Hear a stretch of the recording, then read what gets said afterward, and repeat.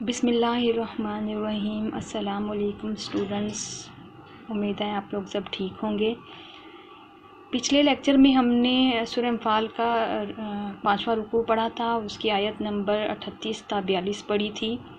اس lecture میں ہم سورہ انفال کی آیت نمبر 43 اور 44 پڑھیں گے۔ ان آیات میں جو بیان کیا گیا ہے وہ یہ ہے، لڑائی کے وقت اللہ نے دونوں گروہوں کو ایک دوسرے کی نظر میں کیسے دکھایا اور اس کا مقصد کیا تھا، ہم نے یہ پڑھنا ہے ان آیات میں۔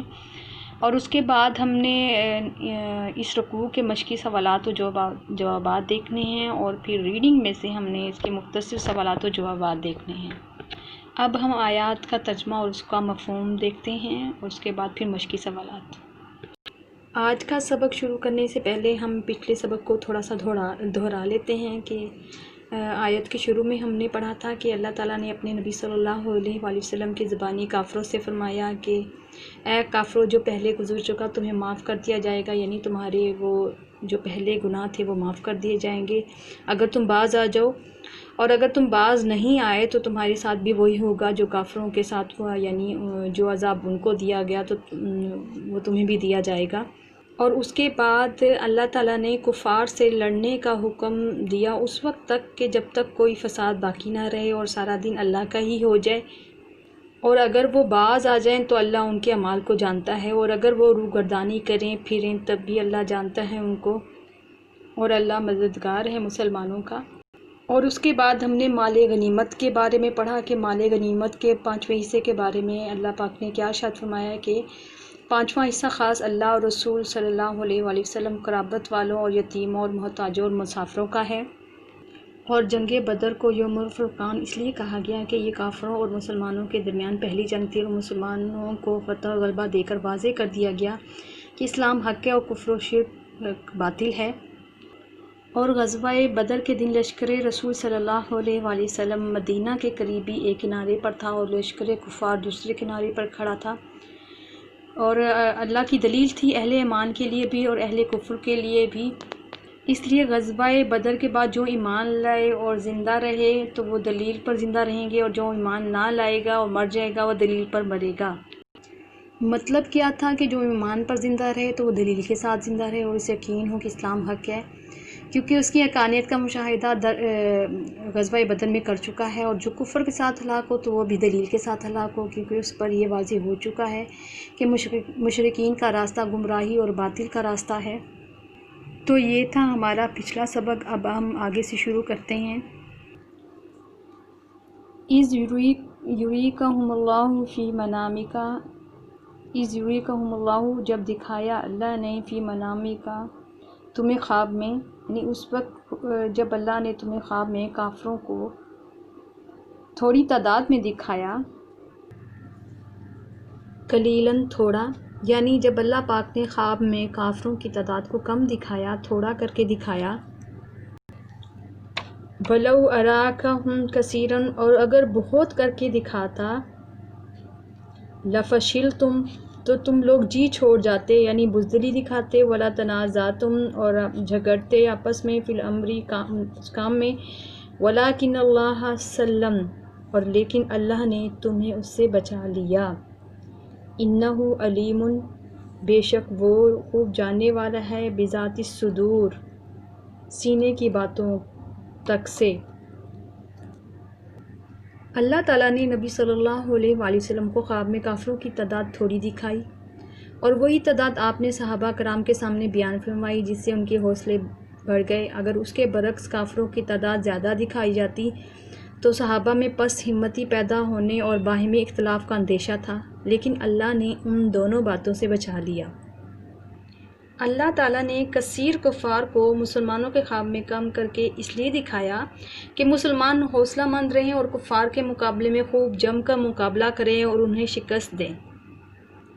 اور اگر میدان بدر میں مسلمان کفار کے لشکر کو کثیر تعداد میں دیکھتے تو اللہ کے مطابق یہ مسلمان ضرور بزدلی دکھاتے اور آپس میں جھگڑ پڑتے، لیکن اللہ نے انہیں اس جھگڑے سے بچا لیا، کیونکہ اللہ دلوں کی باتوں کو جاننے والا ہے۔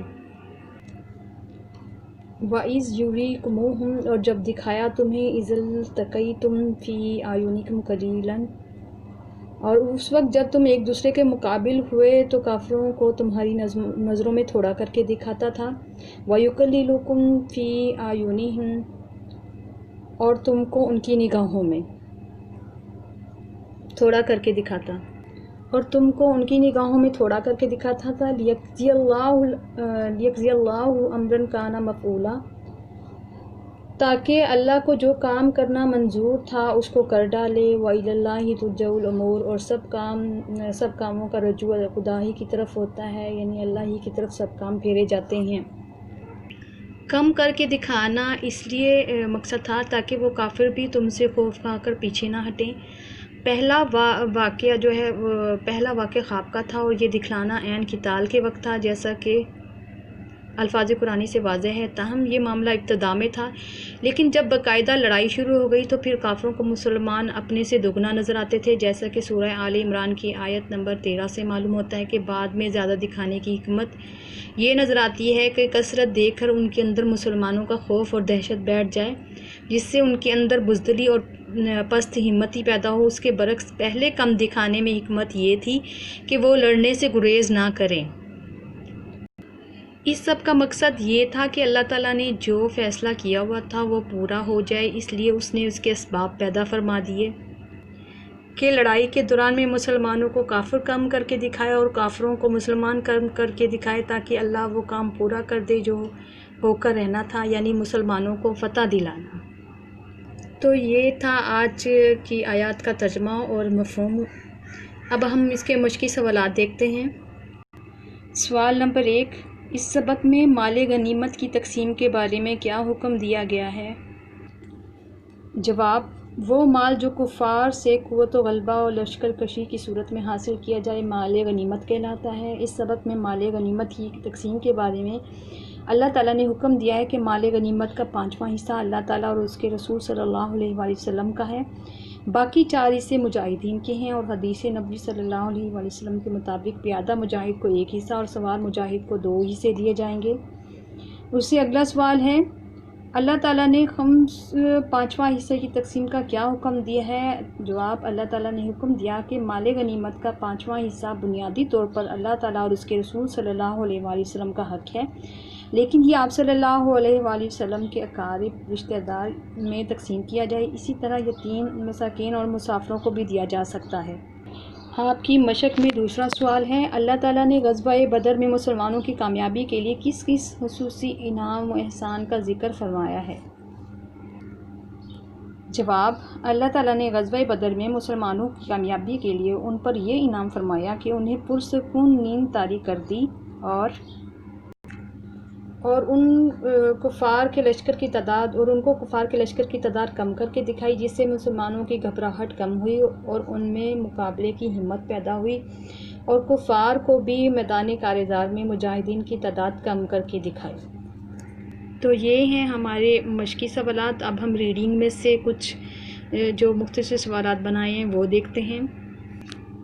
سوال نمبر 1، اللہ تعالیٰ نے کفار کے ساتھ کب تک لڑنے کا حکم دیا؟ جواب، اللہ تعالیٰ نے کفار کے ساتھ اس وقت تک لڑنے کا حکم دیا جب تک کوئی فساد باقی نہ رہے اور سارا دن اللہ ہی کا ہو جائے. سوال نمبر 2، یوم الفرقان سے کیا مراد ہے؟ جواب، یوم الفرقان سے مراد ہے فرق کرنے کا دن حق و باطل میں، یعنی جنگ بدر. اس دن اللہ تعالیٰ نے اپنی قدرت کاملہ سے حق اور باطل کے درمیان فرق کر ڈالا تھا. سوال نمبر 3، غزوہ بدر میں مسلمانوں کی ہمت بڑھانے کے لیے اللہ تعالیٰ نے کیا تدبیر اختیار کی؟ جواب، اللہ تعالیٰ نے یہ تدبیر اختیار کی کہ ان پر پرسکون نیند طاری کر دی اور ان کو کفار کے لشکر کی تعداد کم کر کے دکھائی، جس سے مسلمانوں کی گھبراہٹ کم ہوئی اور ان میں مقابلے کی ہمت پیدا ہوئی. تو یہ تھا ہمارا آج کا لیکچر. رکوع نمبر 5 ہم نے مکمل کر لیا ہے. آپ لوگوں نے اس کو بہت اچھی طرح کرنا ہے اور ٹیسٹ کے لیے اس کو پریپیئر کرنا ہے. اس کے مشقی سوالات کو بھی اچھی طرح یاد کرنا ہے، مختصر سوالات کو بھی اچھی طرح کرنا ہے، آیات کا ترجمہ اور مفہوم بھی. ان سب کو آپ ساتھ ساتھ اچھی طرح یاد کرتے جائیں تاکہ آپ لوگوں کے آگے جو ٹیسٹ ہوں گے وہ بہت اچھے ہوں. اللہ آپ سب کو کامیاب کرے. آمین۔ اب میں اجازت چاہتی ہوں، اللہ حافظ۔